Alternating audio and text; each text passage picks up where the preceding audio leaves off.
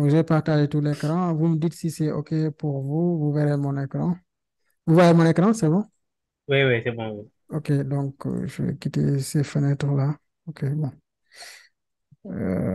OK, je voilà. Bon, j'utilise toujours des VPN. OK, donc WordPress, peut-être que vous avez déjà entendu parler, c'est un outil qui permet de créer des sites et des applications. Voilà, donc c'est des sites qui permettent comment on appelle? Bon, ok, je vais mettre en mute. Yeah, vous pouvez vous mettre en mute. OK, c'est bon. Nice. Donc, WordPress, c'est un outil qui permet de créer des applications, qui permet de créer des sites Internet. WordPress a débuté depuis des années. Aujourd'hui, on peut dire 35% des sites Internet sont sur WordPress. Pour vous dire l'intérêt que les gens portent sur WordPress. Ce n'est pas seulement un outil destiné aux non-développeurs ou bien un outil pour les développeurs. Donc, en tant que développeur ou non-développeur, vous avez la possibilité d'utiliser WordPress pour créer des sites.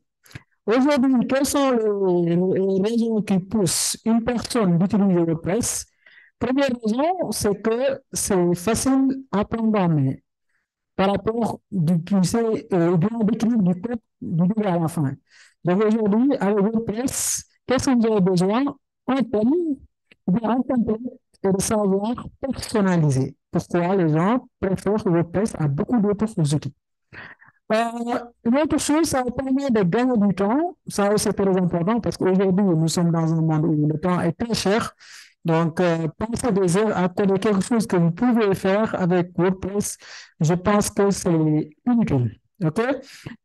Pourquoi aujourd'hui, les gens choisissent de faire des sites et des applications avec WordPress?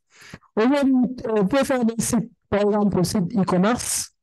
Vous pouvez faire des sites d'actualité. Vous pouvez faire aussi des sites de formation. Par exemple, vous pouvez réaliser des sites comme le site de Harala.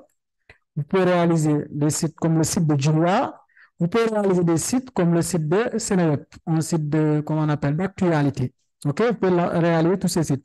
Pour aujourd'hui, nous allons vous montrer comment utiliser WordPress pour réaliser des sites de vente en ligne et des sites de e-commerce. OK?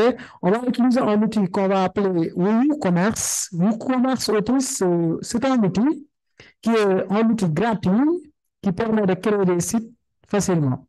Donc, qu'est-ce que vous aurez besoin pour réussir la formation? Première chose, il faut se connecter d'abord pour faire les cours en live. Ensuite, regarder le replay et à la fin, pratiquer tout ce que vous avez vu. Ça, c'est très, très important parce que une formation en ligne, ce n'est pas une série ou bien un film Netflix, ni une vidéo sur YouTube que vous regardez pour vous rigoler, pour vous amuser. Mais si vous dépensez la ressource la plus chère de vous, c'est votre temps. Donc, si vous dépensez tout votre temps pour faire la formation et à la fin, vous ne pratiquez pas, ça ne sert à rien. OK? Pourquoi c'est très important de pratiquer tout ce qu'on dit sur la formation? Voilà. Sans plus tarder, quels sont ce qu'on appelle notre boîte à outils ou bien notre toolbox? Première chose, pour créer un site AWS, vous avez besoin d'un serveur, OK? Vous avez besoin d'un serveur local ou bien à distance, ça dépend de vous. Par exemple, première chose, vous avez besoin d'un serveur. Un serveur, c'est une solution qui héberge votre code. Vous pouvez l'héberger sur votre machine, vous pouvez l'héberger aussi en ligne. Ça, c'est la première chose à avoir. Deuxième chose, il faut installer PHP sur votre machine. Parce que PHP, c'est un langage de programmation que WordPress utilise. Donc aujourd'hui, si vous voulez même aller plus loin sur WordPress, il faut apprendre PHP et commencer à coder avec. Par exemple, si vous voulez créer des plugins WordPress ou bien des thèmes, il faut avoir des compétences en PHP. Ça, c'est obligatoire. Après le serveur et le PHP, vous avez besoin d'une base de données. La base de données, ou bien la solution base de données qu'on utilise d'habitude, c'est MySQL. Donc, c'est MySQL qu'on utilise pour travailler avec du WordPress. OK. La bonne nouvelle en est que tout ce qui est serveur ou bien PHP, MySQL, on peut le trouver sur un outil qu'on appelle des solutions de serveur local. Par exemple, des solutions qu'on appelle, par exemple, WAMP ou MAMP. Donc, MAMP, c'est Mac. Moi, je suis Mac. OK? Donc, comme vous le voyez, C'est un outil de développement local. OK? Ça, c'est très important. Donc, XAMPP, il est là. En tout cas, c'est la solution que j'ai utilisée quand j'étais sur Windows. XAMPP, je n'ai jamais utilisé. J'ai vu beaucoup de gens utilisent, hein. Je ne sais pas pourquoi ou bien quelle est la différence parce que je ne l'ai pas encore testé, mais j'ai testé XAMPP, je l'ai beaucoup utilisé.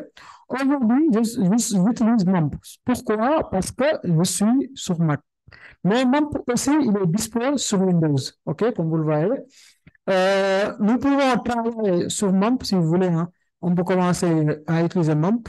Ça, c'est très important, OK? Une fois vous avez le serveur, vous pouvez commencer. Il y a aussi d'autres solutions, par exemple, installer WordPress sur un serveur distant. Là, on va le regarder après. Donc, une fois ces outils sont en place, qu'est-ce qu'on fait? On télécharge l'outil et on l'installe. Est-ce que Garo ou Garo, vous avez déjà WordPress sur vos machines?